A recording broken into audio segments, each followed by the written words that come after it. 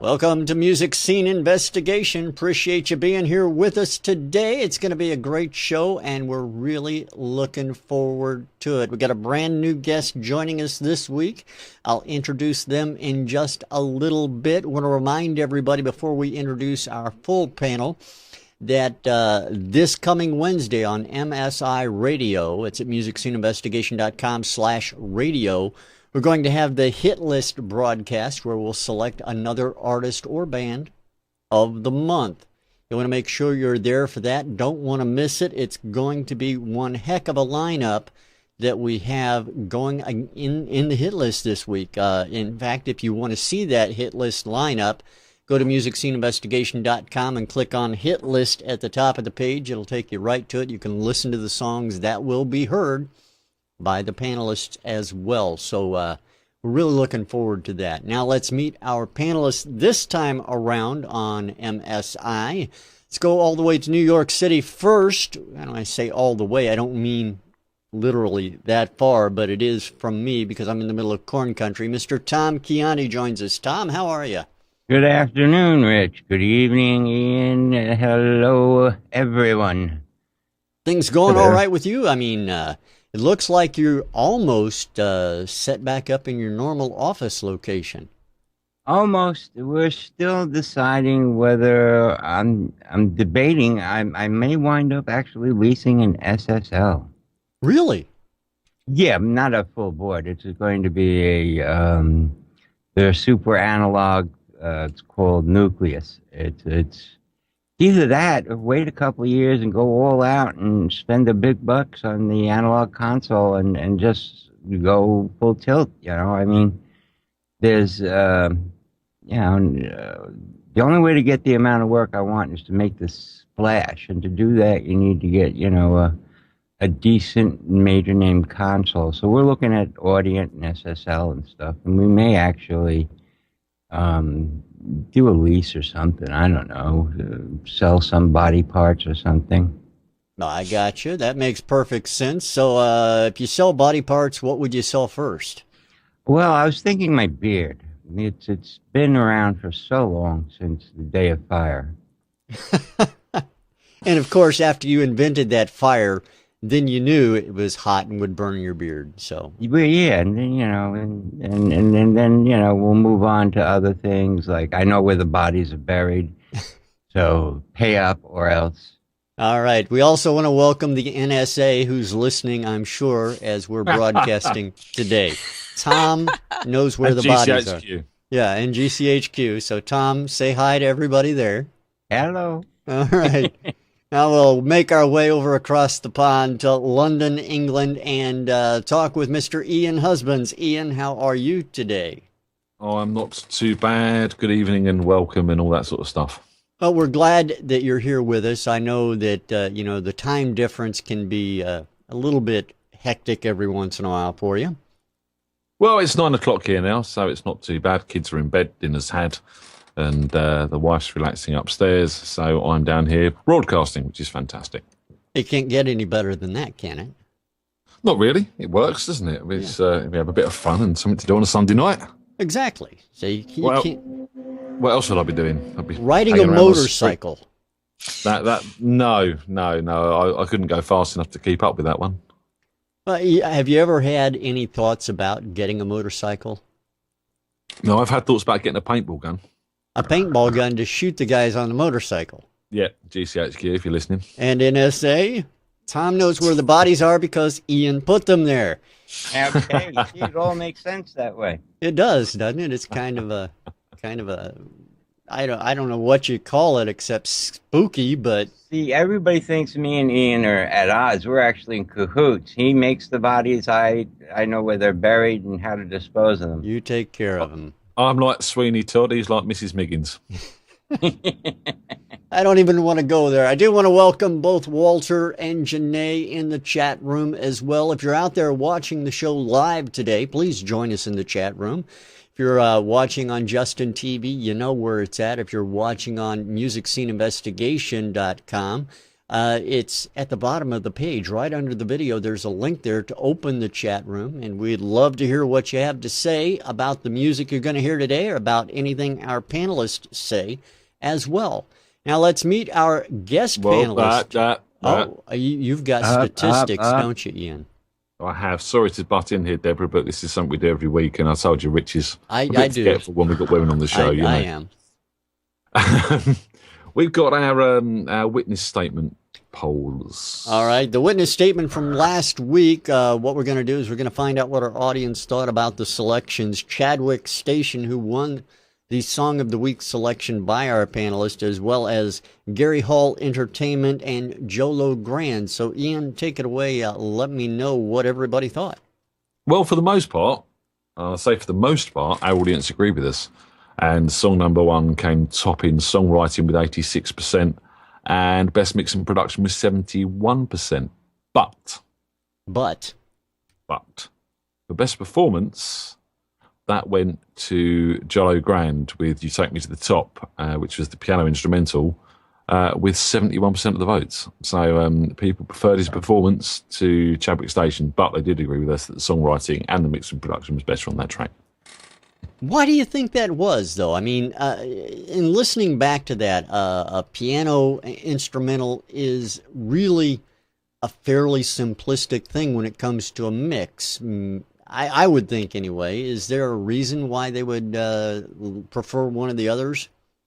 Well, I think we all discussed the fact that the song needed, it was fine as a piano instrumental, but it could have had more. It could have had instruments. It could have had a big, powerful female vocal.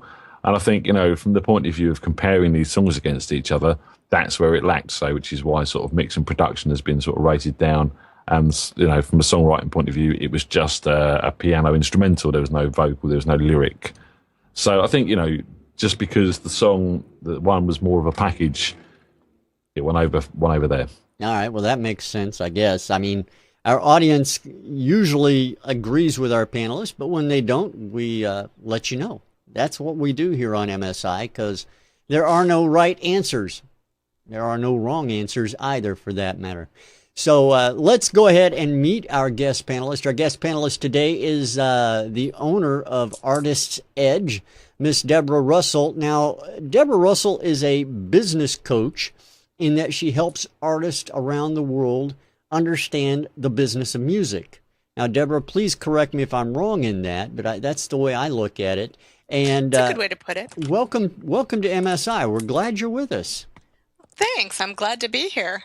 Now, you've been involved in music and other aspects of the entertainment industry for quite a while.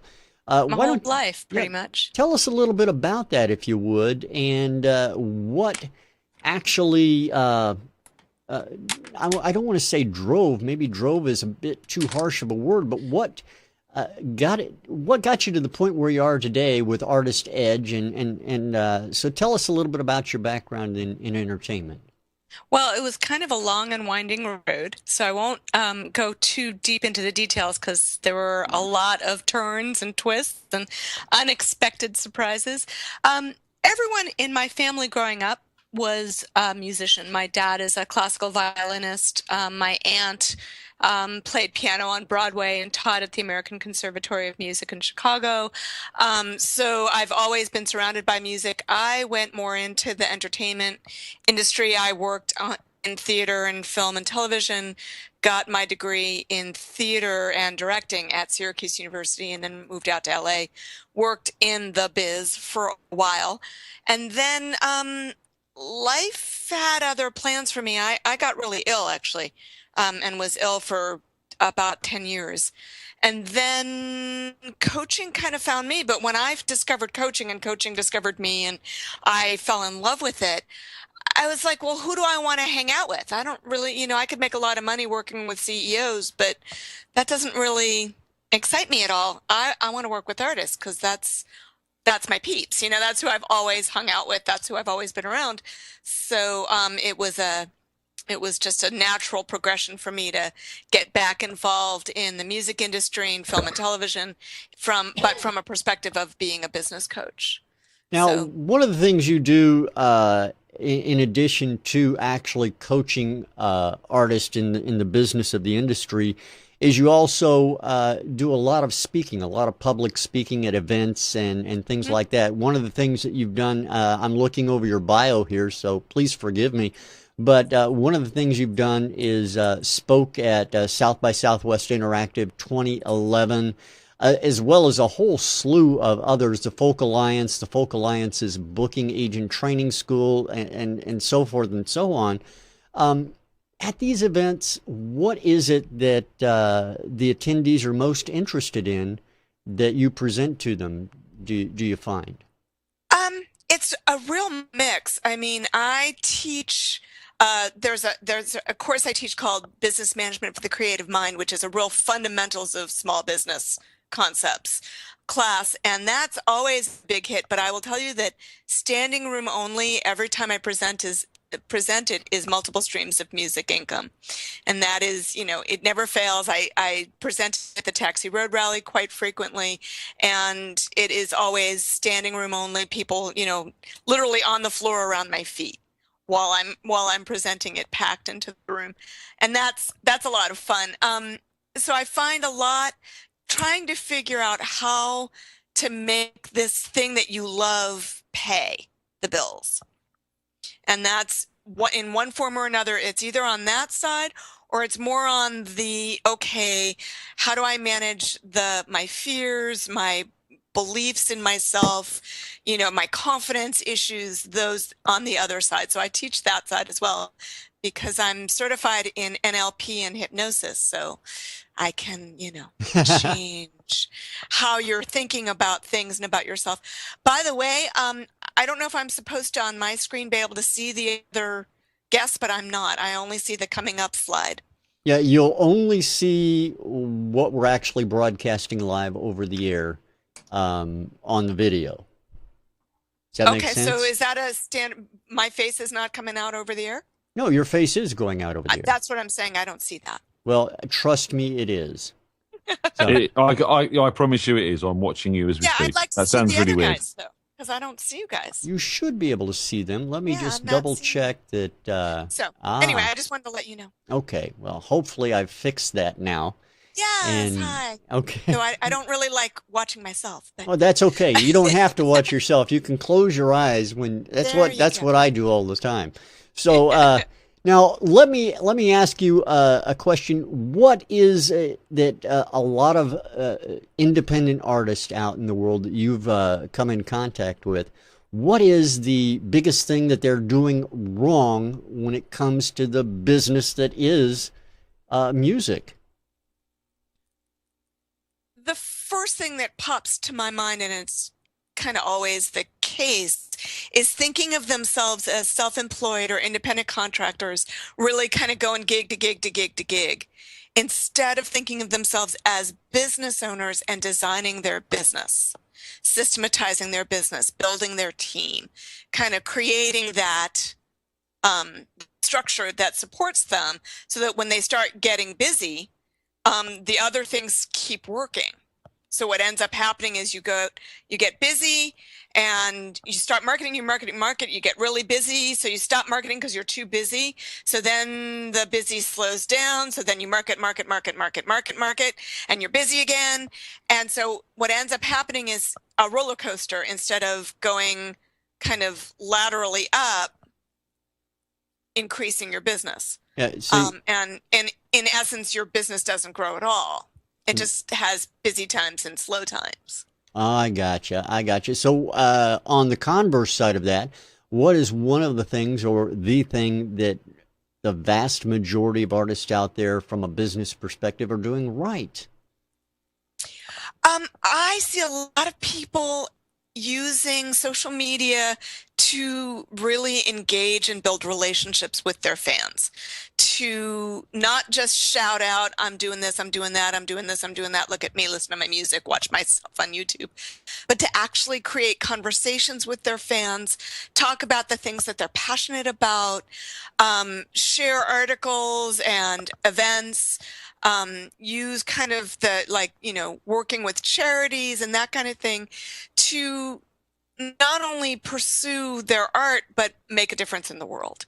And I think that builds a much bigger platform than just look at me, look at me, look at me. Now, is it sometimes the case that there are obvious things that an artist could be doing that they're not? Are there cases that something is so plain that they're just too close to the tree or for us to see the trees kind of thing? Yeah, really learning how to systematize and delegate. A lot of the marketing efforts could be systematized, and then once they're systematized, you can give them away to someone else to do. As long as their system is living in your head, it's really hard to bring someone else to do it. Because you think, oh, I'm going to have to spend all this time training them, and then what if they don't work out?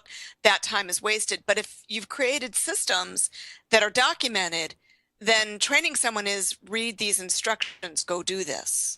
Right. That makes sense. That makes sense. Tom, did you hear that? These instructions, read them and then do that. Well, it's a good thing I can't read, and my word comprehension score is below 50. Now, I thought that you invented writing. Now, maybe... I did, but that was with a stone utensil. This typing thing has got me up a tree. I got you. I'm back with the ancestors. Okay. I'm just worried that Debra's sitting there validating all those little cue cards and stuff you make yourself, Rich. I do make myself a lot of cue cards, and glad to hear it. Well, one of the things that we do here, obviously, listening to a lot of new artists, a lot of new music, is that we have a lot of names that go through, and obviously I can't keep them all in my head. I wish I could, but so I write everything down in regards to who's coming up, who's playing, and what the songs are, and things like that. And I also tend to take that into the off-air time, plans for the website and stuff like that we do. I tend to write that down a lot as well. Automate it, Rich. Wiring manuals. Wiring manuals, absolutely.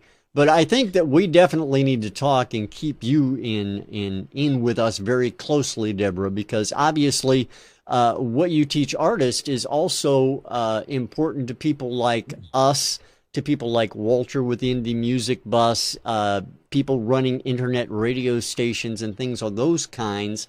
They can actually use these techniques and these lessons and information that you give to indie artists as well, right? Oh, absolutely, because business is business is business. Marketing is marketing is marketing. Systems are systems. I mean, it's all the same, and that's really one of the things I teach, whether you're running a donut store down the block or you've got a Fortune 500 company with 20,000 employees, business is business. So if you understand those fundamentals and look at how you can apply that to your business, it's going to only help you so that you are consistent, so that you appear professional.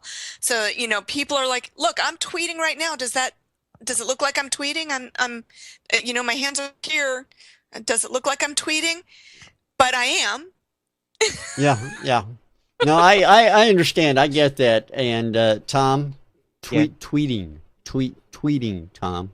You got that? Tweet. Yeah. Tweet. Yeah, Tom tweets all the time. Tom, did you invent the birds?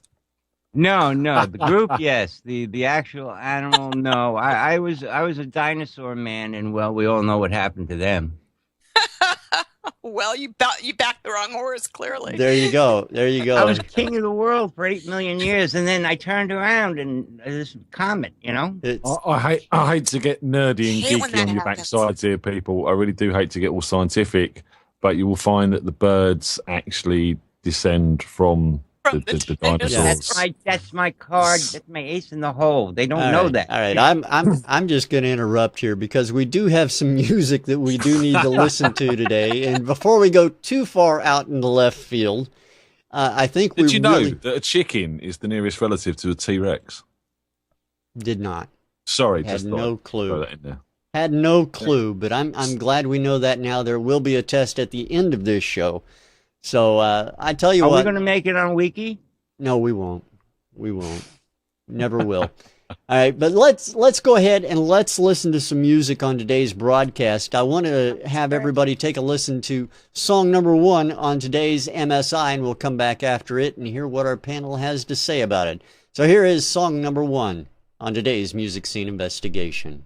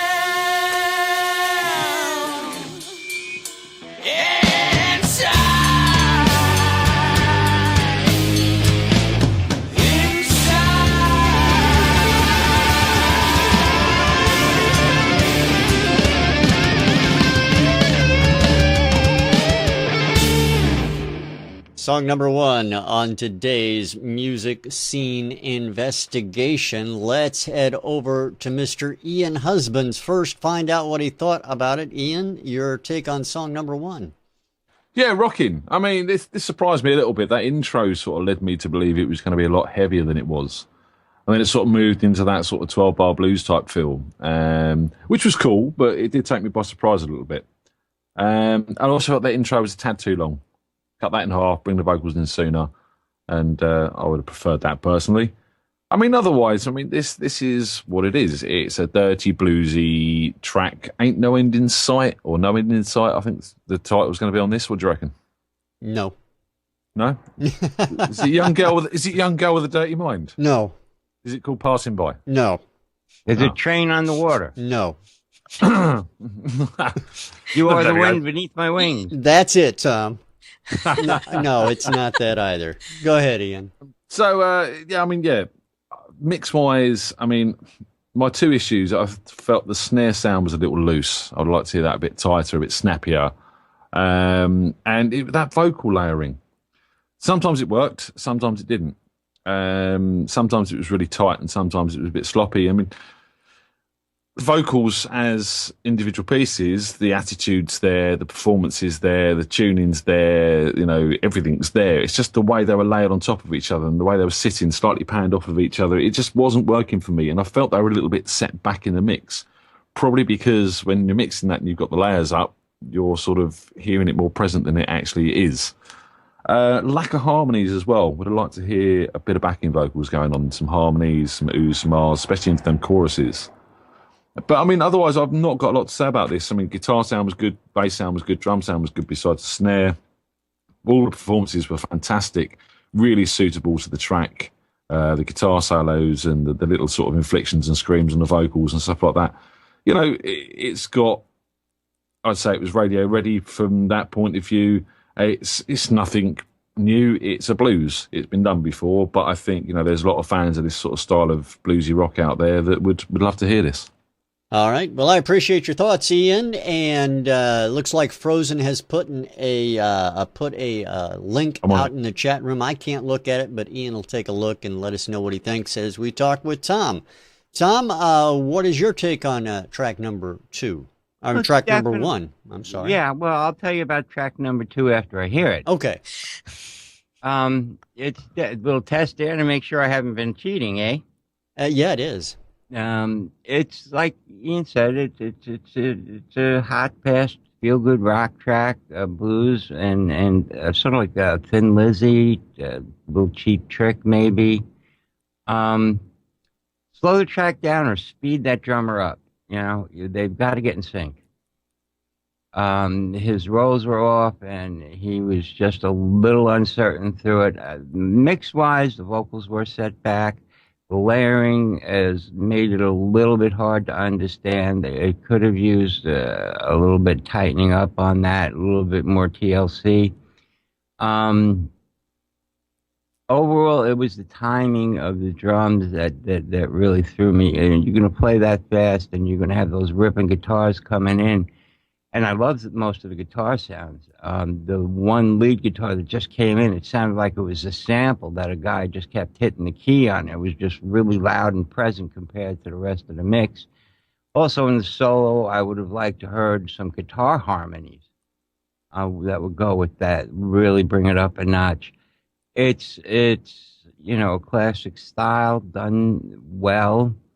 It's still a demo. They've got to tighten up the performance. Live, these guys would rock the house. I have no doubt about it. And if they come to New York, who knows? I might get out of my wheelchair and go. All right. Well, put the rollerblades on, Tom. I appreciate your thoughts. Yeah, it's definitely a well done track, but it's got a cohese. That's the word is. All right, makes perfect sense. Let's talk to Debra Russell from Artist's Edge and find out what her thoughts are. Debra, what do you think of track number 1? Okay, I'm going to be a little tougher. Okay. I grew up listening to this kind of music and being from New Jersey and all. And I will say, yeah, it's, and like what they're talking about in the chat room, it sounds very familiar because it's been done. It's not, there's not a lot here that's unique or different. I mean, yeah, it's the blues but you can put your own spin on the blues. I'm completely agree with Ian that the opening should be maybe about 45 seconds shorter. I mean, whoosh. You're basically hitting the same bar 4 times. And each phrase is repeated 4 times, and then you get the next phrase and 4 times. And I would just squeeze it down to 2 times. And that would shorten that whole intro up. I also wanted to hear the monster guitar way earlier. In fact, I would have liked to hear the monster guitar throughout, it felt to me that the music, the chording in the back was very muddy. And so I wasn't hearing a distinct bass line. I wasn't hearing a distinct guitar voice. And as a result, nothing really grabbed my attention.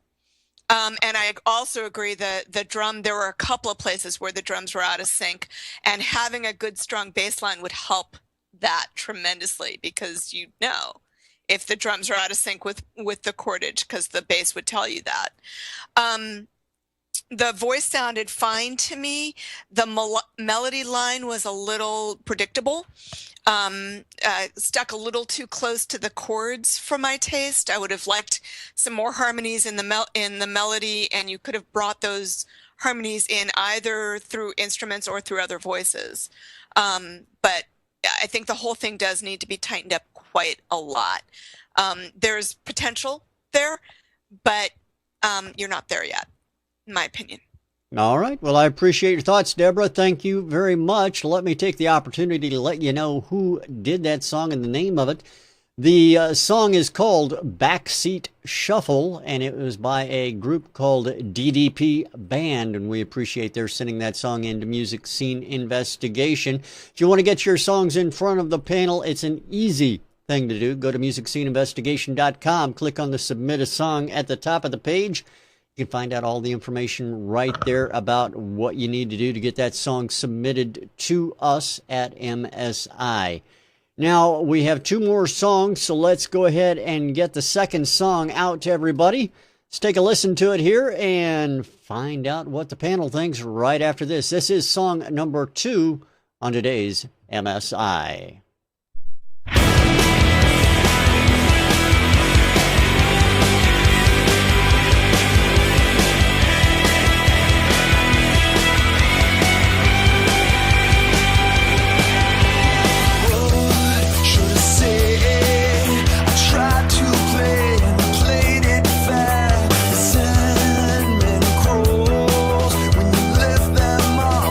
Let you fall. I'm no longer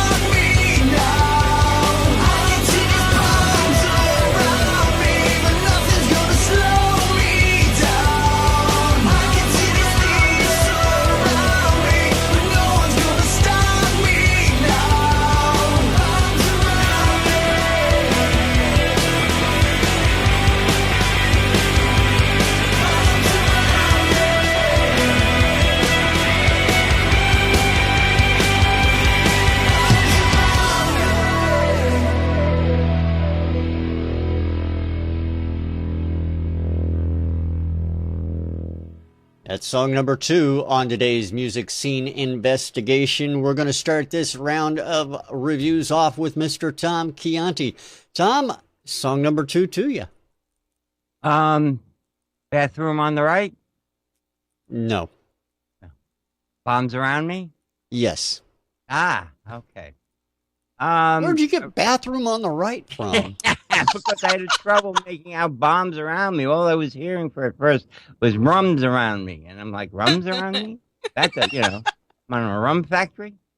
A little heavy on the effects, but that's okay. It's just a stylistic mix. I really like that leading into the build leading into the anthem call, the break chorus, whatever you want to call it. I call it the great pre-chorus with a chorus letdown. It builds really good there, and I was waiting for it to go to the next level, and it didn't. Mix-wise, it's really locking in on all the sounds. I love the way they got the keyboards working with the synths. It's produced very well. There's a lot of great ideas here. The vocal, the guy really, sounded like he was singing. Is all could have used a little bit more clarity, and I think a less effect is always better. But I think maybe a more intimate vocal and then breaking out into the effective vocal would have really drawn people into the whole thing better, and express a little bit more anger, mystery, whatever, and in the mix. Overall, I think it's well done.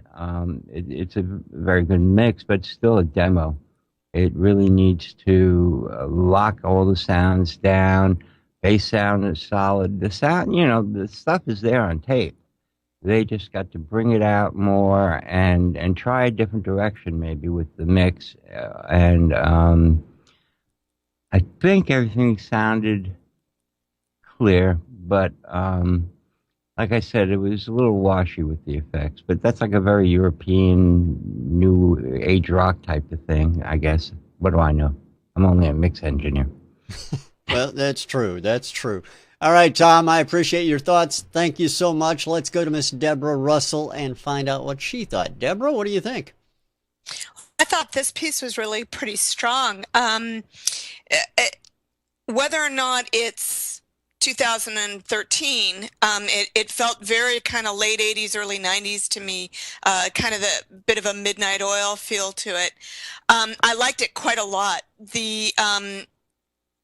I hear what Tom's saying, that they could have built up the effects so that rather than starting out really strong and kind of being at one level all the time, you can kind of build up. The other thing too that I thought was the transitions between the verse to the chorus back to the verse seemed very uneventful to me, and I would have liked even just a bit of a drum roll in there, a bit of an accent on the drum, or a bit of a transition with the bass to kind of give it a little more significance. Otherwise, it just all tends to blend and flow together. So it's in those transitions, but I think most of the fixes are in the mixing, with maybe a little bit of tweaking on the drums. But I agree. I think it's all in there, and it just needs a bit of polish to it. I thought the voice was very strong. I thought the melodic line was pretty strong. It could have been stronger, but not bad. And overall, I really liked it. All right. Well, thank you very much, Debra. And Ian Husbands, your thoughts, sir? You're muted somewhere. I can't hear you. How's that? That's much better, yes. That's good. I was checking out that previous track, wasn't I? I'm going to be a bit more harsh this time around. I do like this track, but I do feel it's got some issues. Strong guitar sound, strong bass sound. I felt the drums were very set back, and I felt the drums were very static. They didn't do much. As Debra was saying, I've actually written here, bigger fills and builds up into the choruses, because it just seemed to relying on the sort of that synth swoosh and that coming across to sort of be the transition rather than rhythmically building up into that section and then letting loose. It was kind of like da-da-da-da-da in your face without any sort of warning, and it didn't work for me from that point of view. There's a lot of good stuff going on in this track, but the drums seem to be one of the weaker points. I'd even hazard to guess they might be programmed because they just seemed too simple in places. They sounded great, but they did seem too simple in places. The lack of builds, the lack of variation throughout the verse and things like that. And they were set back in the mix. Vocally, I liked what he's doing. Again, it seems like people who can sing harmonies and backing vocals are on strike this week because this was severely lacking in that higher harmony going into that chorus. Not just bring dynamic in on the instrumentation, but on the vocals as well, with a third or a fifth above that vocal, singing the line and matching up with the lead, but in the third or fifth harmony, just to give it a bit more presence and give it a bit more something. You know, a lot of people sort of say, well, yeah, we haven't got that facility to do it live, so we don't put it down. But I think sometimes you've got to make the distinction between doing a produced recording and playing a song live, and sometimes you can add bits and pieces like that, which will benefit the track. And also I felt that some of the places in the mix was very sharp on the EQ. There was a little guitar lick coming in with the vocal on the first verse, which kind of just sort of was too top-endy and too sparkly in the mix and sort of overrode some of the vocal. And I felt in places some of the vocal layering was very much like that as well. It's like they've sort of really given the vocals sort of some high-end presence, and it was a bit cutting in places and a bit not nice to the ear. And again, adding to what Tom was saying about the effects, you know, overused in places, too much big reverbs, drier vocals, get them sitting in that mix. They were sort of sitting above the mix and out of the mix. They weren't as much part of the song as I would like to have heard them. All right, Ian. I appreciate it. You see, I called you Ian, yeah. Ian, the way you spell it, it is, honestly. I am Iron Man. You are Iron Man. All right, the name of that song is called Bombs Around Me, as Tom had mentioned. The band is called Man on Earth. We appreciate their sending that track into Music Scene Investigation. Now, all artists are out there on the social network. At least the vast majority of them are. If you're not, by golly, you should be. And I'll tell you what, get in touch with Walter over at the Indie Music Bus. He can set you up and help you figure out how it all works. And actually, he does it right. So get on the bus and forget about everything else because Walter's driving.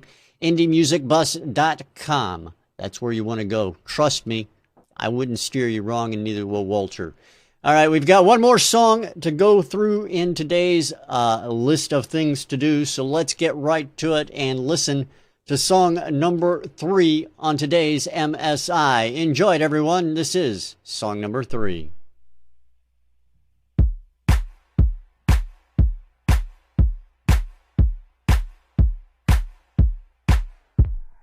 I got to find a love that's mine.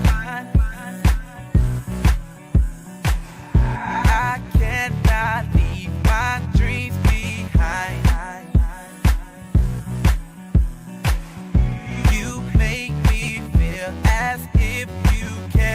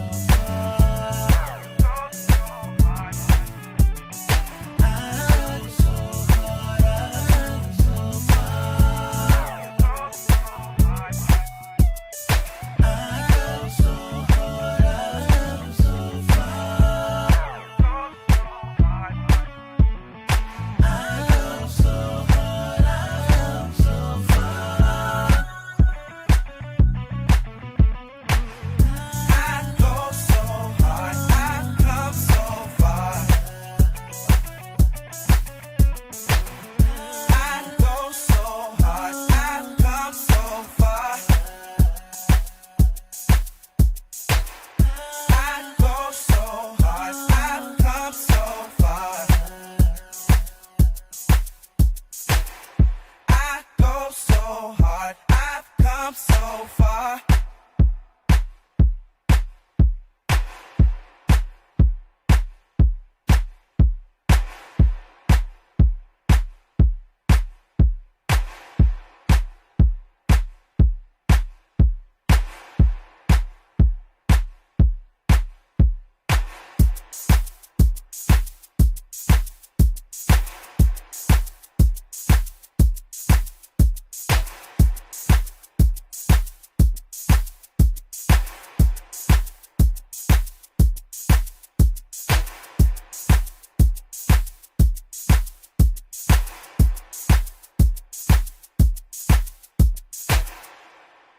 Song number 3 on today's MSI. We're going to go over to Miss Debra Russell from Artist's Edge first. Debra, what do you think of track number 3? I've got you. You're muted again, unfortunately. So How's that? Is that better? Yep, you're back in. Oh, sorry about that. So what I started to say is I feel like I should sort of disqualify myself because this kind of music does tend to make me a little crazy. And not in a good way. But for what it is, I think there's a couple of things. First of all, there's something in songwriting called the rule of 2, which means you don't repeat the same phrase more than twice unless you really want to bore people. And so I found myself several times throughout the song going, okay, can we go on to the next thing, please? It was very, the production underneath the voice was very static. There was not a lot going on there. I was hoping for quite a bit more funk. It was very, also in the vocal, it was very on the beat, every single note on the beat. And you know, it's called rhythm and blues for a reason. It should have a bit more funk to it. It should have a bit more in the pocket, in the bass line, in the pocket, in the drums. And while the vocals didn't, the production of the vocals, the compression and all of the effects didn't bother me as much as they do on some of that style. He also was very much on the beat with each. The phrasing was very much on the beat, and I really wanted him to get into the pocket. You know, I wanted him to get into the rhythm and the flow, and he had a little bit going in the hi-hat, but what just wasn't enough to carry me. So not really crazy about this one. All right. I appreciate it, Debra. Thank you very much. Let's go over to Ian Husbands, get his thoughts on track number 3. Ian? Yeah, I mean, there's a lot of good stuff going on here. You know, the groove is developing. As Debra said, it needs developing. It needs bringing on. It needs more instrumentation coming in. It's a bit sparse, but there is a nice groove starting to come in there with some of the bass synths and the drum pattern that's being played. I mean, vocally, auto-tune. Why has everyone got to flood everything with auto-tune? It's not, I mean, that is really starting to do my head in. I mean, we hear it time and time again on this show now. And it's becoming the norm. It's becoming what people expect to hear on this sort of track. You know, if you can do this, do it without it. I mean, the guy sounds like he's got a pretty decent voice, but I'm so, you know, influenced by that autotune now. It's very hard to judge how good his voice is because it's just flooded with that effect. I mean, overall, the sonic palette for the track that is there is nice. Continues to develop with that sort of idea. It's working. The drum sound is good. The bass synths are nice. There's some good little bits and pieces going on there, including that Santana-esque guitar, which is really not back down in the mix. I was really struggling to hear some of that. I wanted to hear it. There's some nice bits and pieces going on there that complemented that vocal really nicely. Obviously, again, as Debra said, that I got a tad bored lyrically. I try so hard. And it's just too much, isn't it? I mean, you know, once you've heard it once, you need a hook, but a hook's got to be something people want to sing to, not get bored of very quickly. There's no point in just trying to drill your message into people if it's not going to be something they're enjoying. And the outro. Let's talk about the outro. I mean, people in the chat are sort of saying, well, sometimes people extend the beats for DJs to mix to. That was very long. And it sounds to me like they just haven't cut the rhythm track to go with the rest of the track before mixing it down and sending it to us. That would cause problems on radio stations and stuff like that, in my opinion, if it wasn't edited properly at the end. If you're trying to get radio play on internet radio stations and stuff like that, they don't want to be broadcasting a minute of beats. There you go. All right. Well, I appreciate your thoughts, Ian. Thank you very much. Let's find out what Tom thinks about track number 3. Tom? Hold on, I still got a couple more kicks and claps to go. I kissed a girl and I like it's got that type of hook. It reminded me of. Yes, this is obviously a club track that they submitted. The long intro, the long outro should not be done. You should, if you're going to submit something here, you want it to be as ready as you can, or you want, to submit a good enough idea, which this is. It like Ian says, it's got the development of a hook. I was waiting for the guy to do some lyrical riffs in and out and around, which would have really made this interesting. Auto-tune is, unfortunately, for this type of song, becoming the norm. And, Ian, you can't win this war, I'm sorry to say. No, I know, I can't, but it still bugs me. Yeah. Bugs the heck out of me, too. Makes me crazy. I've used it. I've done it. It is, an industry standard on certain tracks. So you gotta learn to live with it. It was tasteful, at least. Well, now that I'm recalling the lead vocal, it did scatter a bit at places. A little too many notes in there. But it's a basic idea. It's a demo of a club track, and that's basically what I'm going to say. All right, Tom, I appreciate your thoughts as well. Let me introduce that track to everyone. The name of that song is I Go So Hard, and it's by Reginald Archie. Reginald, we appreciate your sending your track in to Music Scene Investigation. Now, the panel knows and everybody in our audience knows that now is a time where they need to make a decision, and so do you in our audience. Go to musicsceneinvestigation.com/witness. Fill out your witness statement. We really want to know what you think, and we'll bring you the results of that next week right here on the broadcast. But right now, our panelists need to decide on a song of the week. So I turn it over to you, panelists, and talk it out and figure out what you think. I think it's ladies first, indeed. Well, I think the second song is the strongest of the three, personally. Yeah, I'm not sure what else I'm supposed to say. Is there a reason why you believe it to be the strongest song over the other two? Well, I was, as you know, really not crazy about song 3. So for me, it's between song 1 and song 2. And I think that song 2 was much more fully developed. The melody was more fully developed. The production was more fully developed. I just thought it was, further along. And I enjoyed it. When I was listening to it, I was nodding my head to it. I actually really enjoyed it. So song 2 for me. All right. Tom, Ian, what do you guys think? Ladies first. Well, yeah, okay. So, despite Ian's reference to the mistaken gender, I mean, I do have a beard that's older than him, and it's got the gray hairs to prove it. Yeah, gray I was going to say, whatever. I was going to say you created me, but that would be really worrying. I'll go with number 2. For similar reasons. It's strong on the production, despite and basically I think we all agree everything's there. They just have to try a different approach on the mix. Song number 1 I really like, but the drummer being out really was the deciding factor that made it a much easier choice for me. If the drummer had been in tighter with the bass and it grew really tight, it would have been a tough decision. But number 2. All right, Ian?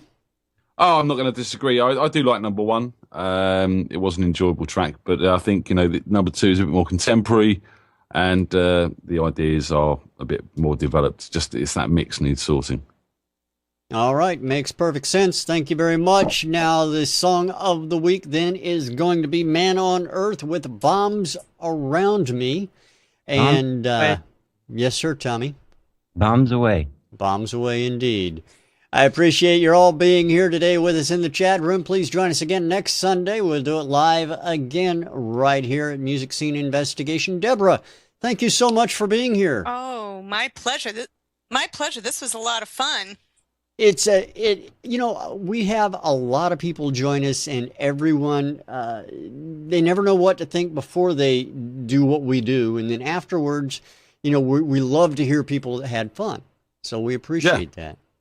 Yeah, no, I'm always game to hear new music. I am a tough judge. We like I expect that. a lot, so there you go. Well, we like that. We like tough judges, and we like fair judges, of which you are both. And again, thanks for being with us. You can, of course, find out everything you need to know about Deborah and what she does at artist-edge.com. Please go there. Go there a lot. I'm sure she would appreciate it. I know I would. Absolutely. And I've been there. It's a nice site as well. So check it out if you would. Thanks again, Deborah. Really appreciate it. Tom, Ian, thank you both very much as well. And everyone out in the audience, don't forget, this Wednesday is the hit list. You don't want to miss that one. Now I'm going to throw it over to Ian, and he can tell us who our guest is next week on MSI. Ian? It's a secret. It's a secret. It's a secret. All right. Well, there you have it. It is a secret. The secret we all knew was going to happen at some point. So you're going to have to tune in to find out. So please join us next week. We're going to play out right now with Man on Earth with Bombs All Around Me on today's MSI. Thanks for being here, everyone. We'll see you again next week.